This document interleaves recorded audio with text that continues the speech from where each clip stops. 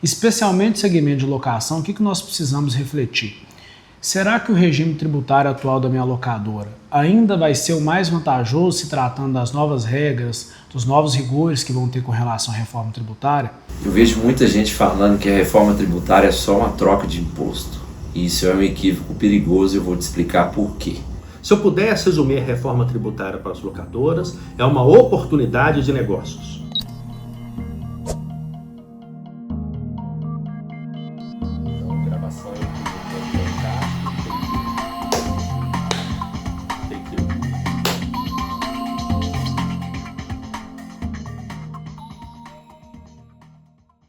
Uma das alterações mais visíveis sobre a perspectiva das locadoras é o fim do ISS e o fim do ICM e a introdução de novos impostos, que é o IBS e o CBS. Esses novos impostos vão extinguir e substituir todos os modelos de tributos antigos. E isso vai mudar o regime tributário das locadoras, que atualmente são isentas, quer do ISS, quer do ICM nas suas operações, e passarão a pagar o novo imposto com a reforma tributária. Isso tem um aspecto positivo, que simplifica o sistema de modo geral e deve gerar a maior movimentação econômica, mas tem um aspecto negativo que para as locadoras, que hoje não são tributadas com ICM nem com ISS, passarão a pagar esse novo imposto.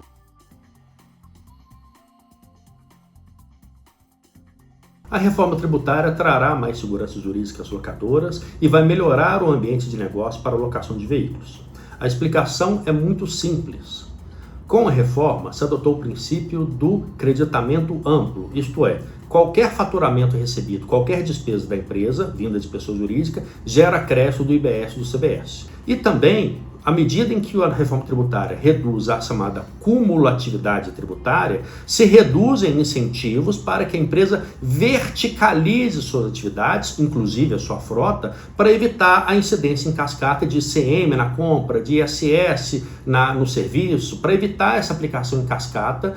Então as empresas se verticalizam para evitar essas ineficiências tributárias. Com o novo regime, a ideia com a cumulatividade ampla é que as empresas irão terceirizar suas atividades e poderão se beneficiar da terceirização de suas frotas em muito maior intensidade. Isso tende a gerar toda uma nova dinâmica para o mercado de locação, uma expansão do mercado e o rompimento de barreiras tributárias atualmente existentes que inibem a locação de veículos e a expansão do mercado de locação.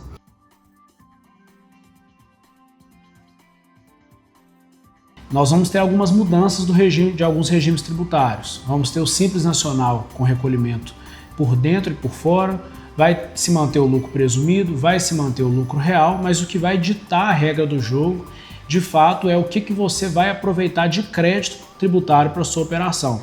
Então é muito importante fazer um estudo tributário, avaliar se é o melhor momento mudar o regime tributário ou permanecer no mesmo. Lembrando que o regime tributário vai importar para o seu cliente, para o seu fornecedor e vai estar todo mundo em busca de crédito. Uma das dúvidas era se de fato o Simples Nacional iria permanecer sendo uma opção para as empresas. E sim, ele permanece, porém com algumas mudanças, né? A primeira mudança é que a empresa ela vai ter que optar ou recolher o CBS e o IBS, que são as guias, né, da reforma tributária em função da mudança, eles vão poder recolher ou por dentro da guia DAS ou por fora.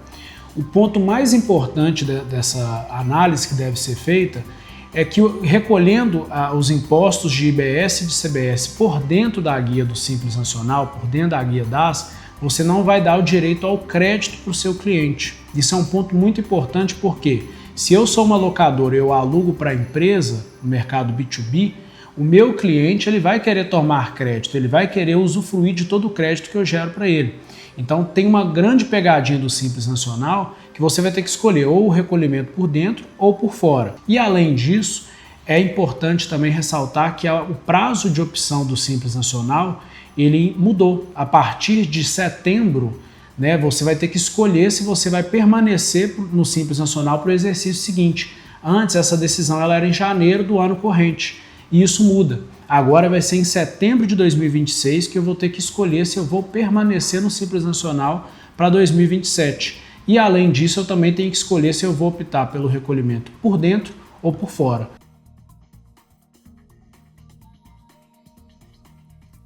Uma das promessas da reforma tributária é trazer uma padronização nacional para todo e qualquer segmento. E o segmento de locação não vai ficar de fora. Então, locadora passa a emitir nota fiscal de forma obrigatória. Nós ainda não temos, a data correta de quando será exigida essa emissão.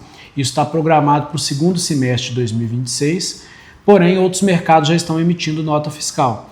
O ponto mais importante é as locadoras se adaptarem e já preparar para a emissão da nota fiscal, validar o código de emissão dessa nota fiscal, já ter acesso ali ao portal nacional para você poder ir acostumando com essa operação dentro do sistema da locadora, e é muito importante para que você consulte a sua empresa de sistema de gestão se o sistema já está apto para poder fazer a emissão da nota fiscal.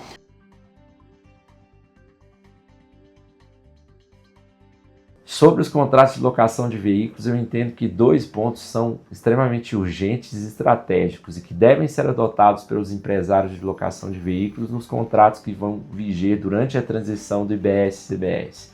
O primeiro deles é a cláusula de reequilíbrio contratual específica da CBS-IBS, ou seja, constar nesses contratos de maneira clara, expressa, que deverá-se ter um reequilíbrio financeiro à medida que for se implementando o CBS-IBS. Por quê? Até o momento a gente sequer sabe qual será a alíquota do IBS, qual será a alíquota somada desses 2 tributos. Logo, é de extrema importância que o empresário aloque em seus contratos, preveja de maneira expressa, de maneira concreta, que haverá um reequilíbrio a depender das fixações dessas alíquotas e que durante esse período de transição essa cláusula esteja em vigência. Um outro ponto importante é que os contratos de locação comecem a prever o preço líquido da locação e não mais o preço líquido mais tributos.